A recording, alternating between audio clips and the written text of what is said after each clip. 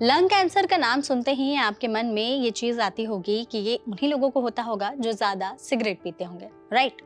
लेकिन इस बात में पूरी तरह से सच्चाई नहीं है। और भी फैक्टर्स हैं जो लंग कैंसर होने के चांसेस बढ़ा सकते हैं। इसी क्रम में एक आर्टिकल पब्लिश हुआ है। आर्टिकल में कहा जा रहा है कि रेडॉन गैस जो है वो भी लंग कैंसर होने का एक मेन रीजन है। सजग फैक्ट चेक टीम की नजर जब इस आर्टिकल पर पड़ी तो हमने इसका फैक्ट चेक करने का सोचा। इसे हमने अपने डॉक्टर के पास भेजा।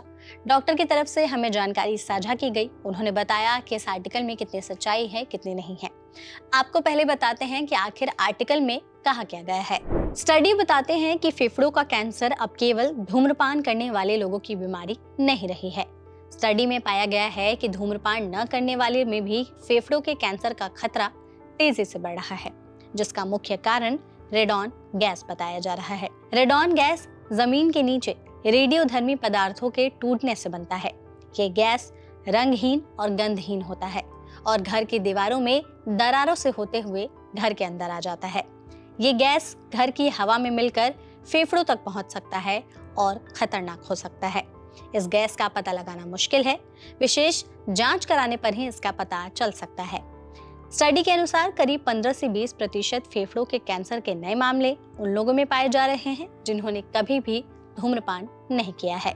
इनमें से कई लोग 40 या 50 साल की उम्र के होते हैं। तो इस आर्टिकल में कहा गया है कि रेडॉन गैस भी लंग कैंसर होने का एक मेन रीजन है और मोस्टली ये बेसमेंट और ग्राउंड फ्लोर पर जो लोग रहते हैं उनमें इसका रिस्क ज्यादा होता है।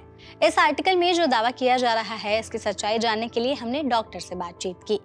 डॉक्टर ने क्या कहा है, उनकी राय क्या है, इस पर आप पहले उनकी ये वीडियो देखिए। तो एक लैक ऑफ वेंटिलेशन फैक्टर होता है जिसको हम कंसिडर कर सकते हैं।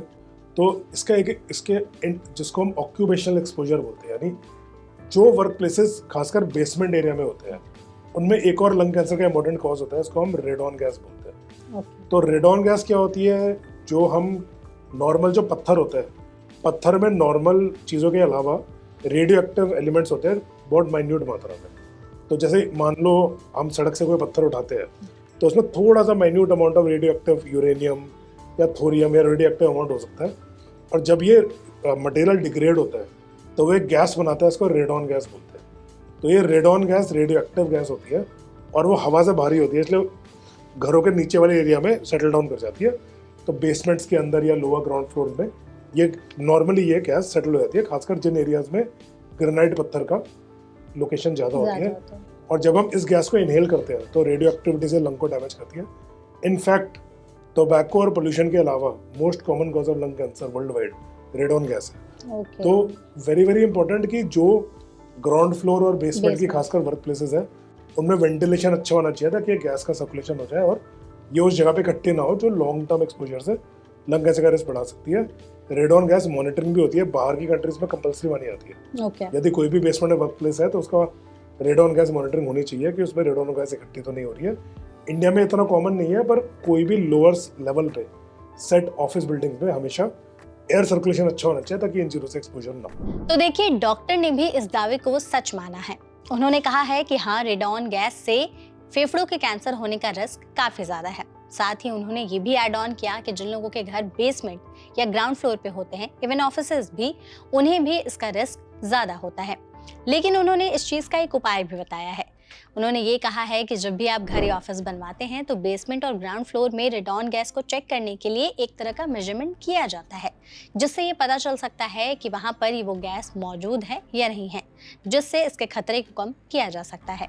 हालांकि आर्टिकल में जो दावा किया जा रहा है उसे डॉक्टर ने सही माना है।